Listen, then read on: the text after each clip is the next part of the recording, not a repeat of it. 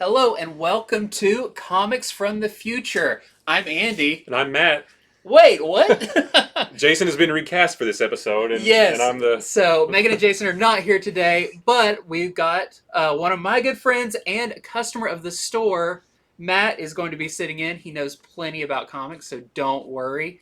I will try to do you proud. Yes. So if you don't know this show, we're going to go over all of the books coming out, going over all the coolest number ones. We're going over the variant covers. We're going over everything. So we'll put up some order details at the end. If you don't have a comic book store that you buy from, you can definitely use us. We ship everywhere. So this is a relatively medium-sized week. There's some big number ones, but a lot of continuations of series. A lot of new ones started this week. You'll see number twos for. So let's get into it, and we are going to start with our featured comics. Featured comic this week, starting off with a big one. This is a book that I have heard about for years, it feels like. I feel like Mark Silvestri has teased this. This doesn't have the trade dress on it yet, but it will. This is Batman and the Joker, the Deadly Duo, number 1 of 7. So if you don't know, Mark Silvestri is one of the original founders of Image Comics. I think he's done some DC stuff years and years ago. It's been a few years since Mark Silvestri has done just regular interior art for Yeah, stuff. and so I think he's been working on this for a while. I remember seeing some like progress shots of some stuff from years ago, but it's finally coming out. He is getting his own book that he is writing, drawing, everything on. And of course, it's going to be Batman. So in this one, Harley Quinn is abducted by a mysterious criminal, and as well as it says that there are Joker monster beast things stalking Gotham City and collecting heads, which is pretty gruesome. And Joker actually comes to Batman looking for a team up to help solve all these problems. So, as you can see in the Batman Joker, the Deadly Duo, this is going to be a reluctant team up. I think this is going to be really cool.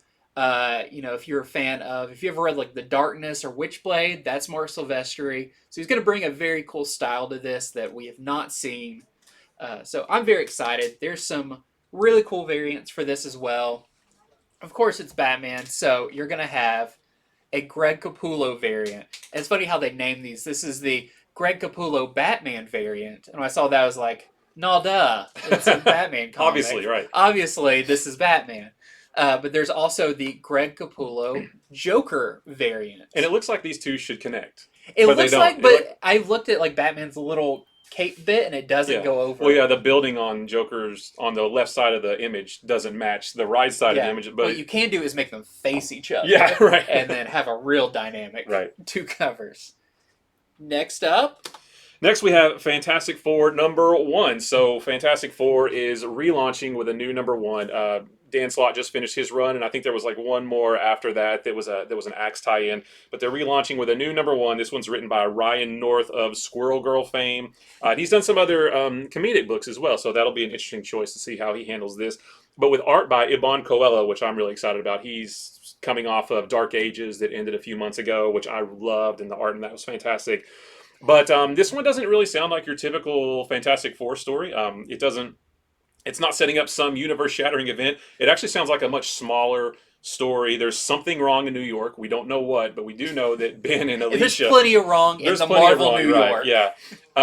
So I don't know if that's going to lead into something later, but we do know that Ben and Alicia are traveling across the country to get away from that something that's in New York, and they stop at a small town, grab a hotel room for the night, and when they wake up, they find that they wake up before they got there. So they're actually stuck in a time loop. So it kind of sounds a little Groundhog Day, which could be interesting. I don't know if the solicitations didn't say what Reed, Sue, and Johnny are doing during this, but Ben and Alicia are going to go through a Groundhog Day type scenario. That's interesting considering there was like a Thing series not that long ago, and it's a little bit of like, this sounds like a Thing story to begin with. And that series wasn't your typical Thing series. It was very strange. So this should be fun. I'm excited to see how it is going to shake out. And this one has several variant covers. An Alex Ross variant that's the B cover. And then Alex Ross is also doing the C cover, this is just his timeless cover, isn't it? Yeah, just a black and white Black version. and white version. It looks like Reed Richards had like a tough album that he had come out right. called Fantastic. It's his solo album. And then the D cover is a blank sketch variant, so you can have your favorite artist. Why did they not call that the Invisible Woman variant? Oh, that would have been great. That's what we're going to call it from here on out. Cover E is the COELLO variant, which this should have been the A variant because this is what they've been using in a lot of the advertisements. Yeah. So, but that one looks really great. There's a J. Scott Campbell variant, and I want to say that this comes in the retro and the regular flavors as well, but I think the retro may be the incentive. There's your typical Todd Knock headshot variant. He is not done with those yet. He has not yet drawn a head for every character in the Marvel Universe. And then there's the Phil Noto Extreme variant. So Marvel is doing a series of covers paying homage to the 90s extremeness. And this is the one for Fantastic Four. And you'll see some more of those later in the show. Spoiler alert. And we have a new image book. This is Hell to Pay. Now, one of the big reasons I'm excited about this is it's written by Charles Soule, yes, who is currently crushing it on 8 Billion Genies. In my opinion, one of the best books coming out right now. It's just like every issue ups the game and the writing and everything. That's one of my favorite books of any book coming out right now. It's awesome. The art is by Will SLINEY. And it's kind of hard to get a good sense of like the exact story of this, but it talks about there's a thing called the Shrouded College, and they will give you like magic abilities, but it comes at a price. You have to serve them. It doesn't say for how long, it just sounds like you have a debt to pay for that. And we're following a couple who is tasked to collect 666 coins. So what happens when they get them all? It sounds like it's probably nothing good. Probably not, a bunch of arcade games or anything. It did say the coins are called the Devil's Dollar, which doesn't sound good. That sounds like some kind of like pirate treasure or something. But it is described as Indiana Jones meets Hellboy, which I think is like, for a pitch, that is great. Like that's a super cool cross section there. So if you're a fan of, it looks like pretty fun, adventurous, but with a little of the occult paranormal, I think this is going to be really cool. So this is our A cover. And then we have the SLINEY variant, which is, they've been sending out like posters to comic book stores and everything. That's your couple there that apparently have some hell to pay. So very nice. Well just those two covers for that one. Was there not a blank one for that? There is a blank one for that. I'm not sure. It may actually be an incentive. Oh, okay. Very weird. You can have your favorite artist draw Indiana Jones and Hellboy.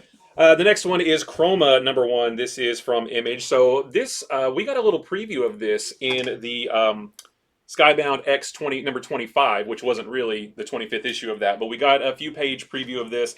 And this one sounds really interesting. So there is Chroma is an evil creature that's imprisoned in a tower in the Pale City, and the Pale City is literally a black and white city. So if you saw the preview pages we got in Skybound X25, it's literally black and white, but there's a border where there is color, where the rest of the world is in color.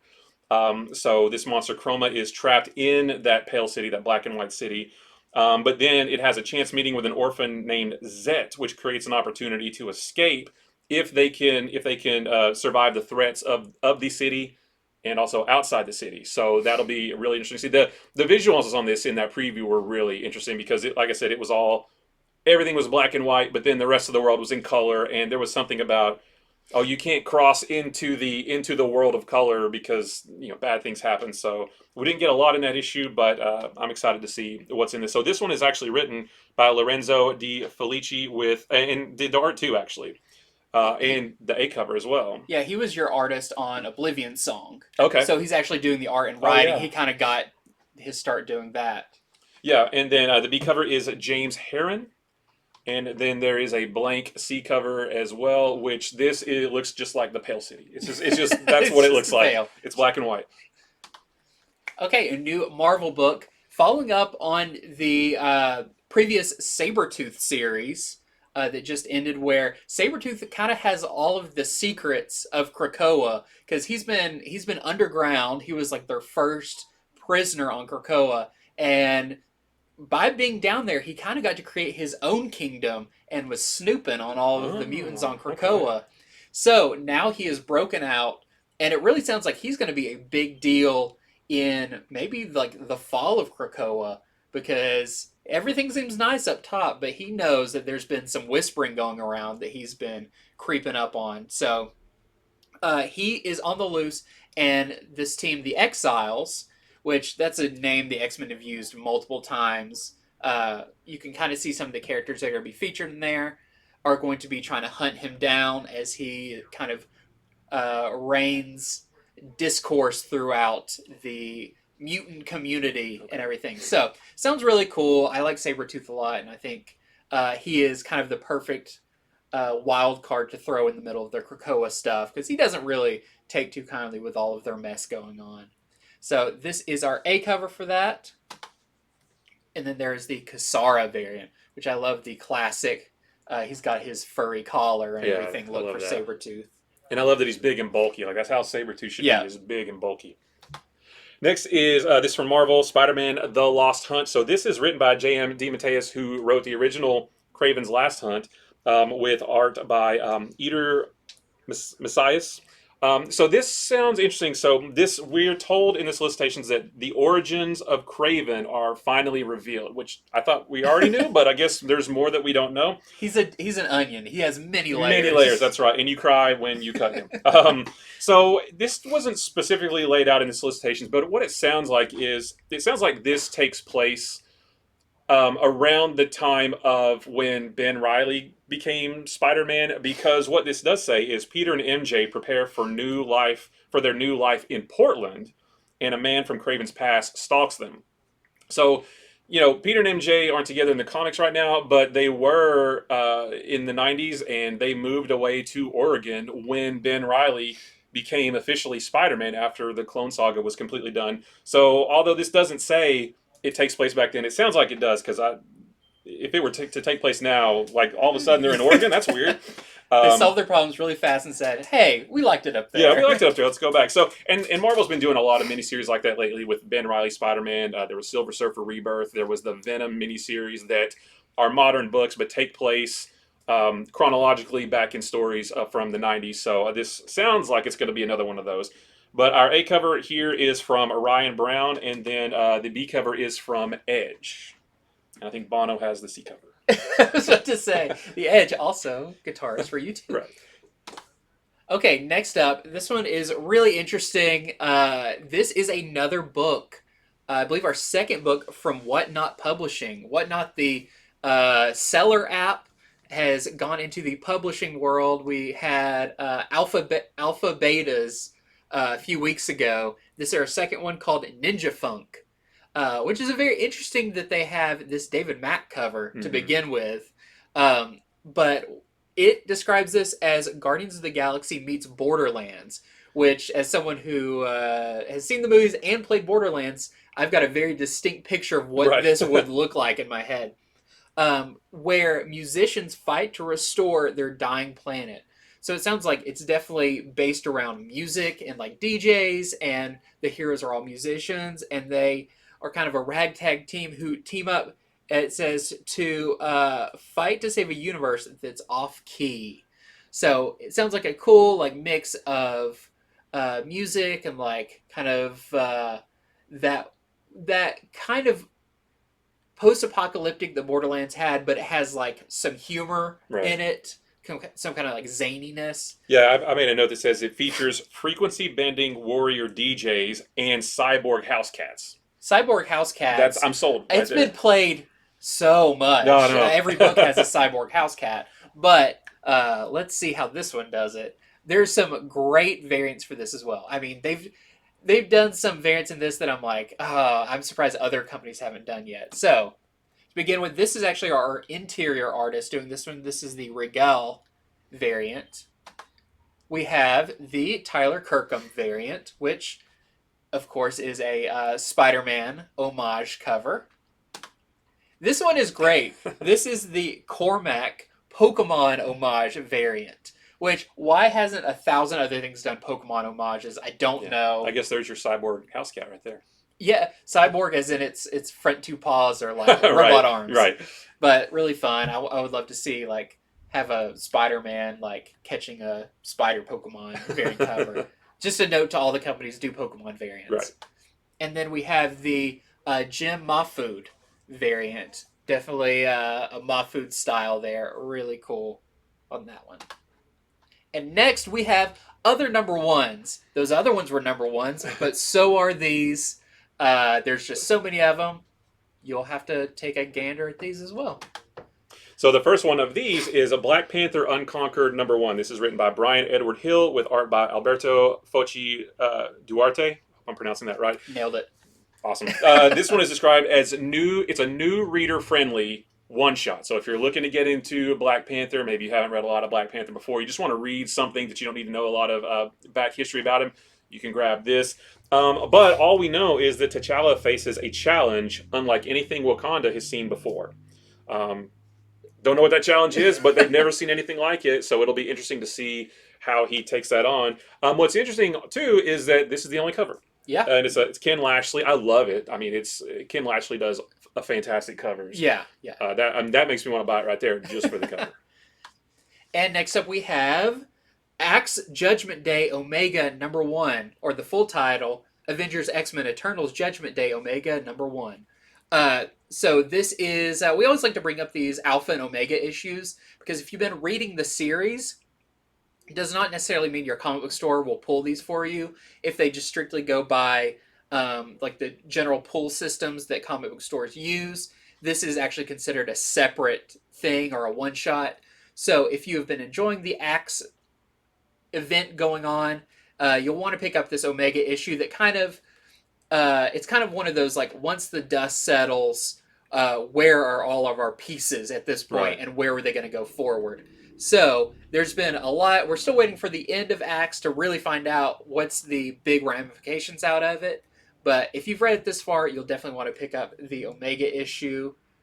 We also have the Lozano variant, which I think is interesting because it has Wolverine on it. Wolverine hasn't really been in this event too much, so I'd like to see what happens with him.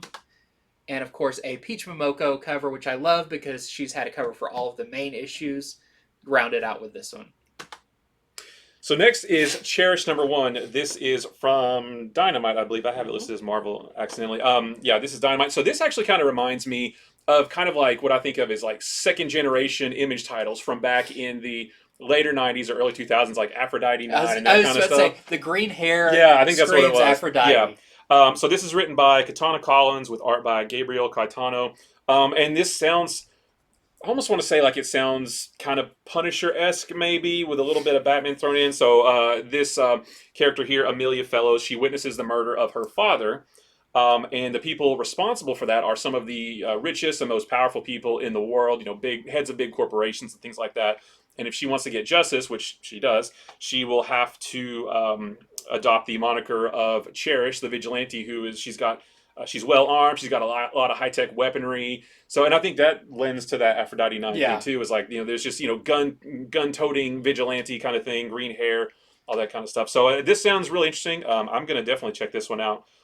We have the A cover here from Mark Silvestri and Eric Basaluda. Isn't it weird because isn't Mark Silvestri also behind Aphrodite? I believe so. Huh. Well, that was a Top Cow. That was thing, a Top Cow, yeah. Yeah, I think so. Cover B, Brett Booth, one of my favorite artists working right now. So I think that is a fantastic. He can make any character look just amazing. C cover is Eric Canetti, and then we have a D cover from Sue Lee, and then cover M is Corin Howell. I think we have that one. Yeah, and it's a homage cover. I'm not sure what it's homaging. It did say homage cover, but I'm not sure what that is. So if you guys know, let us know in the comments, because I have no clue what that's homaging. But yeah, it's always interesting too in Dynamite. They have their like roster of characters they use, but when they introduce new ones, it's interesting to see kind of what genre they go with and everything. And it'll be cool to see if this character ends up mixing with Red Sonja and Vampirella, and, you know, that cast of characters. Speaking of, we've got Vampirella versus, I don't know if it's actually, it's versus Red Sonja. Or as the kids say, verse. Vampirella versus Red Sonja. So every combination of these characters has been done, but this is now these two going at it, and they've actually been part of a team just previously where they it was kind of taking them into the world of superheroes. Well, it returns to that as these two are tasked with hunting down some superpowered people in the Dynamite universe. But now Vampirella is known as a murderer, so it's not going to go as well as they think it's going to go. I'm saying it's probably going to be a couple of throwdowns between these two. But what I think is really cool, it's actually written by Dan Abnett, who, if you're a fan of Guardians of the Galaxy, him and Andy Lanning pretty much invented this current version that we have of Guardians of the Galaxy. So, fantastic writer on all of that stuff. This should be really cool. This is our A cover. We have a Linsner. We have a Quinones, which I love, Joe Quinones. And we have a Jay Lee variant as well. So next is a new Firefly book. This is called Firefly Keep Flying, #1. This is Firefly Keep Flying. This is written by Jeff Jensen with art by Nicola Izzo. So this features a whole new cast of characters. There is a woman named River. She is the captain of the Serenity now. And she used to rely on her family to help her navigate the ship and go on adventures and things like that. But now she's going on an outrageous adventure that'll push her to her limits, and she's going to have to rely on a whole new crew. She's going to have to choose a new family, essentially, to help her get through it. So this sounds like another high-flying adventure in the Firefly universe with a new cast of characters. To my knowledge, we haven't seen these characters before. So if you're a fan of Firefly and just that universe, this should be a good one for you. The A cover here is drawn by Franny, with the B cover, is Miguel Mercado. And then the C cover is a premium. It's the same as the A cover. I'm not sure what's premium about it, though. Like, is it foil or... It didn't say what was extra premium. Guacamole. Right. So it's $1 more. Yeah. Okay, next is a new book from Boom. Always keeping an eye out when Boom announces a new one, called Behold Behemoth. Some tongue twisters in this one. So this one is interesting. It's hard to get like a super good grasp on what this is about, but there's a character named Grayson. His brother has mysteriously died, and now he's having dreams of a monster, a beast thing. But it turns out that maybe these things are connected, and this creature may be real, and being some kind of herald of a looming apocalypse or something. So there's more to the solicitation than that. You'll have to really check it out. It's a pretty long one. There's a lot of moving parts to this story. Yeah. But that's kind of what's great about Boom is they do pretty complex stories, but they're very accessible as well. So if that sounds like something that interests you, I think this looks really cool. We've got some variants for this as well. We've got a Jeff Lemire variant, which I love. I love seeing Jeff Lemire's art. That I'm guessing that might be one of the Behemoths or the Behemoth. The Behemoth? There may be a Behemoth? A Behemoth.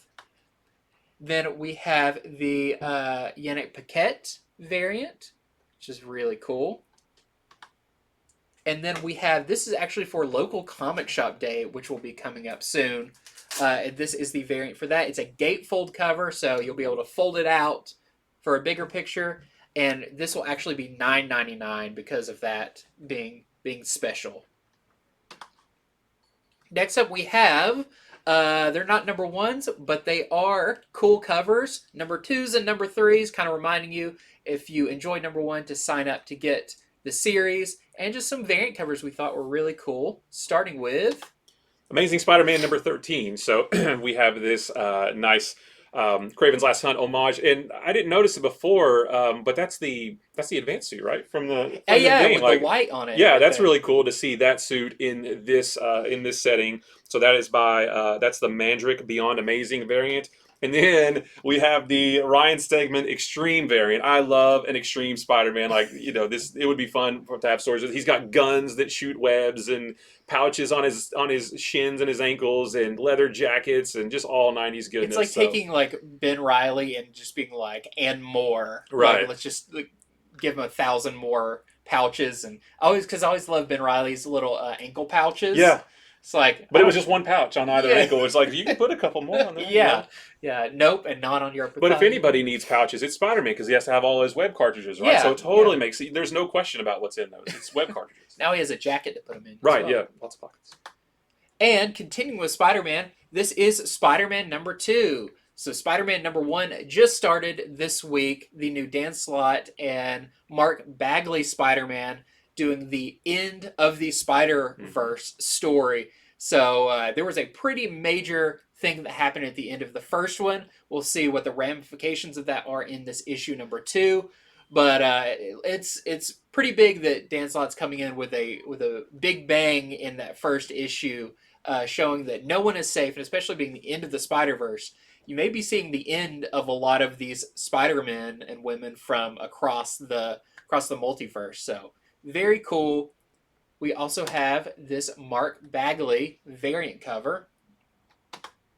And then we have the Shavrin Extreme I keep on saying Extreme X-Men. Extreme cover with Miles Morales, where, I mean, he grew up, got buff. And he's huge. Now he's an action movie star. Yeah, So and pouches. He's got pouches too. that's like when they got, the artists were like, we're doing Extreme. They're like, okay, here's the thing. Shoulder pads, pouches, and like bandana tassels that wave in the breeze. This one is Avengers 62. So this is a McCone Extreme variant. And yeah, just more. I actually don't see any pouches on anybody here. You know what? I looked at this one and I didn't think they looked super duper extreme. Yeah. Then, you know, they weren't. It's not a far cry from what they are now. Namor's shoulder pads are a little bit more flared out, but yeah, I mean, they're doing a lot of these extreme covers, and I think this one looks as good as all the rest of them. And then we have Captain America Sentinel of Liberty number 6. This is the extreme cover for that, and this is one of my favorite ones. I just think this look like really works for Captain America, even though, I mean, it's kind of goofy with the pouches and the tassels and all of that, but something about it just looks really cool. This is by Nick Klein, the artist of Thor. So really like this one. Yeah, when I was a kid, I was a sucker. In the '90s, I was a sucker for the long, bandana strings. It's either that or a long white ponytail. Yeah. Oh, I love that. Yeah. So this is Daredevil number 5. This is the Marco Cicchetto. This is actually the Williams Extreme variant. Yeah, this is the Williams with the big horns, and he looks like he's got some pouches too. He's got swords. He's got the sword that has like a spinny blade at the end of it. Like I actually really like this design for Daredevil. Like I think it would be cool if in his new role as leader of the hand or the fist. Yeah, I actually kind of think it would be cool if he had that. I really like that one too. It's almost like the horns are like a crown or like a symbol. It's very Loki too. Yeah. And then Ghost Rider number 8. This is the COELLO Extreme variant, and Ghost Rider and Extreme just go together. You know, they're a perfect pair. So it looks so much just like Danny Ketch already, or Vengeance, that other the purple Ghost Rider. And then this is the Brian Hitch Miracle Man variant. And then we have the Todd Nauck Marauders number 8 Extreme variant. Which, I mean, a lot of these, when you have Bishop on your team, he comes extreme. He was already extreme. He brought extreme into the world. So, but it's still great. I love, I know Todd Nauck's a big fan of that whole era. He was working in that time. So, really cool to see this one. And just a reminder, Marauders still going on. If you're not reading it, it's a really good book. And then Moon Knight number 17. This is the Medina Extreme variant. And I like the little touches of red. Yeah. Normally he's all white, or maybe like he's got the white armor pieces with the black undersuit, but there's a little bit of red in this that we haven't seen from Moon Knight before. So I know it's just a variant cover, but I like the little splashes of red. Some of these are like, people are like, I'll only throw my 2 cents of what I think is a cool redesign. Right. And then we have, and this is not an extreme variant, that's just how Wolverine is. He's always extreme. So this is Wolverine 27. I think this is really cool because it kind of sounds like a jumping on point, but it's the all-new, all-savage Wolverine. It's been a while since Wolverine's kind of gone to the feral side that he did in the 90s, in the 80s, of his more animalistic side. But it looks like he's going to turn more that way. As Krakoa starts kind of changing around him, is how he's adapting to it. And we saw that Wolverine's going to be in the Axe Omega issue. I like that they're bringing Wolverine kind of back into play as as a piece. And then we also have the Asrar variant, which is really cool with the Sentinel there. And then this is X-Men Legends number 4. This is the Kevin Eastman variant. So Kevin Eastman of Ninja Turtles fame is taking a crack at the X-Men. So we got Wolverine and Longshot and Shadowcat and Lockjaw on there. Wait, not Lockjaw. Lockheed. Lockheed. Lockjaw. Lockjaw is a big dog. But yeah, it's cool to see Kevin Eastman do his interpretation of the X-Men. I think Kevin Eastman would do an awesome like Mojo world story with Longshot and Mojo and all those. Okay, so we have our issue 2 of Star Wars High Republic. This is the not really a relaunch because it is continuing, but this is set back, I believe, 200 years before the previous High Republic story. This is our phase 2 of the High Republic.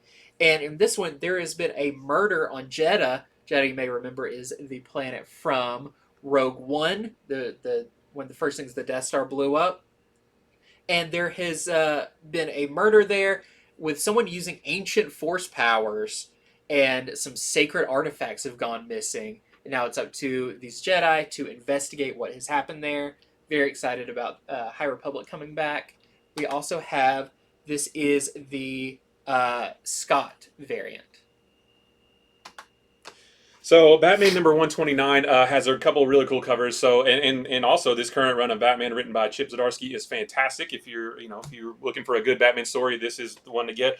But this is the Matina Zur in Awe cover. So it's really cool to see Matina in all his just really detailed, stylized glory doing this costume, which is admittedly kind of silly, but it looks cool. And then we have the Ryan Benjamin foil embossed. So Marvel is doing a series of X-TREME covers as an homage to the 90s. And DC, although not as many, they're doing their own nod to the 90s with a few foil embossed covers here. All one color, but nice foil embossed. If you remember those from the 90s, this looks like a really faithful especially homage with to Batman that. fighting Bane. This just looks like a Nightfall issue. Right, yeah. Okay, next up we have Batman Urban Legends 21. I think this one's really cool. There's a lot of Michael Cho fans out there. The artist, he's actually getting to write a story in this. And it's cool because it says that it is about pushing the Batmobile to its limits. So it sounds cool. It's kind of got this action movie poster cover. Very cool about that one. And Batman Urban Legends has been great. If you haven't read it, try picking up an issue. I think people would really like it. So we have a couple covers for Deceased War of the Undead Gods number 5. So this is the Dan Mora, my favorite artist working in comics right now. Dan Mora homage cover to X-Men number 1. Were there other covers that interconnect with this? Yeah, they've done the other X-Men. I remember, that's right. I remember that. So this one looks fantastic. Darkseid in that Magneto position there. And then we have the Kale New acetate cardstock variant as well with your favorite Aquaman. Yeah, that has like the black cover that has, I believe, Aquaman's logo, and you peel it back and this is what you see. So so this is the underneath. I wasn't sure what the acetate piece of it looked like, but this is what's underneath that.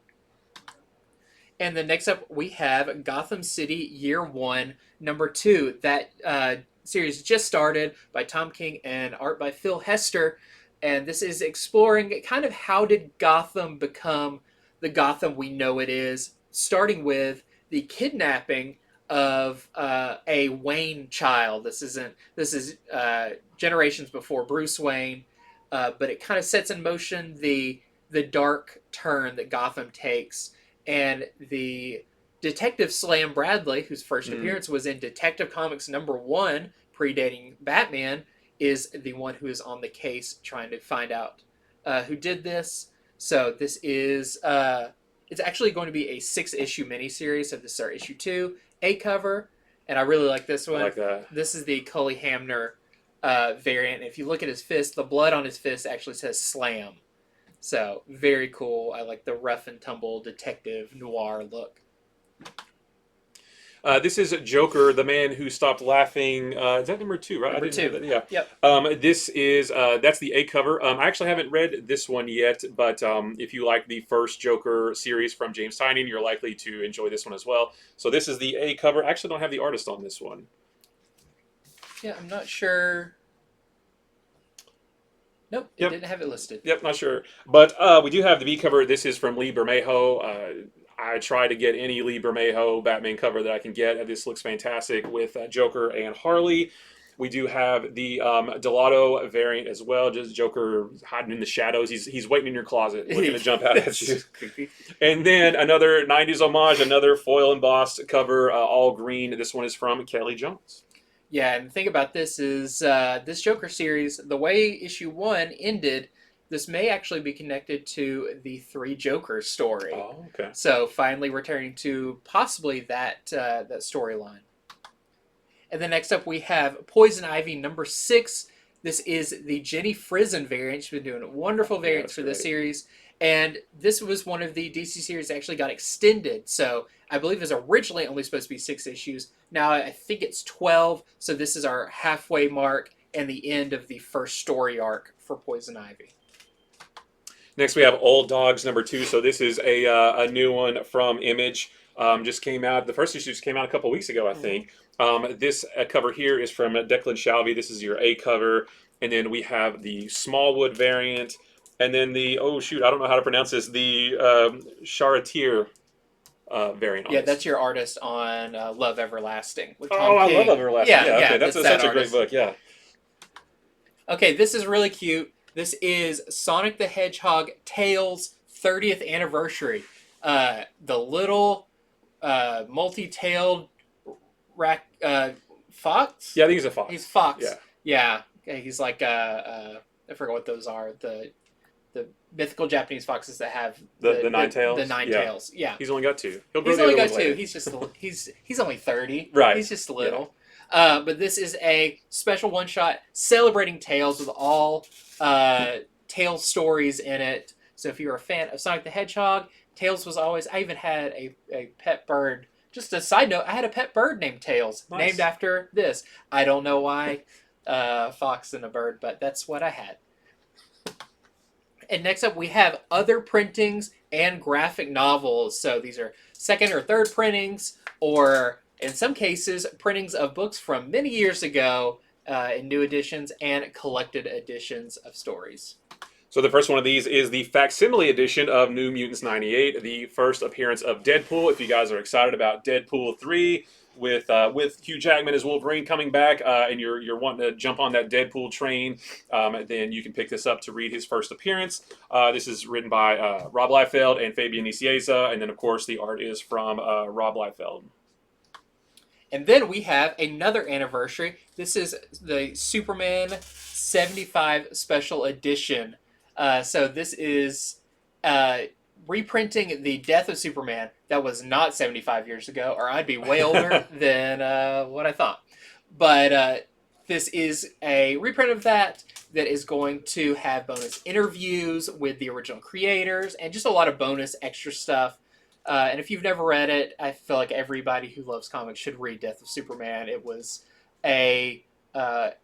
one of the events in comics that afterwards nothing was the same. This really set up a lot of how future deaths in comics would work and everything. Right. Now, this is not to be confused with the Death of Superman, the 30th anniversary special that's coming out soon too, that tells a whole new tale of John Kent learning about what happened with Superman here. This is the actual issue being reprinted. You should probably just walk in your comic book store, and if you see a cover that vaguely looks like this, just get it. Yeah, get it. And I thought this would be really fun to talk about. So this is a hardcover of Santa versus Zombies. This is written by Koji Stephen Sakai and C.W. Cook with art by Cesar Sebastian and Andy Poole. This one seems really fun because we are in the middle of spooky season. Everybody, all of us around here love spooky season, but people are also already looking ahead towards Christmas. And I'm seeing a lot of social media posts about Christmas. So this gives you both right in one book. The story sounds really fun too. It's about a burned out Santa. He's having a midlife crisis. Oh, and also it's a zombie apocalypse. When he gets back to the North Pole, he finds that his reindeer have been eaten. But he does rediscover his Christmas spirit, and he sets off to save the world. I actually don't know who the publisher on this one is, though. I'm not sure. I don't know, but let your store know, and they'll find it for you. Yeah, I just thought the timing of this solicitation was great, being smack dab in October, but also near Christmas as well. I think this one sounds like a lot of fun. Yep. And that is it for today. That was a lot of really cool looking books I'm very excited to read coming up. Your orders are due for most stores by Sunday. Some stores you can order your stuff from DC on Monday, but make it easy for them. Order everything by Sunday. It helps everybody out.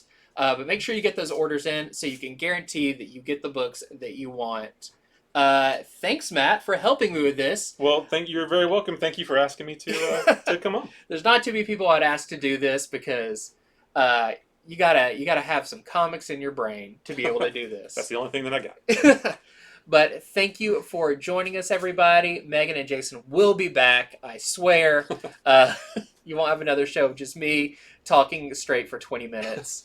But I will leave some order information on the screen. So if you don't have a comic book store, like I said, we would love to be that store for you. So until next time, I always do wave at the end. Yep. See you later. See ya.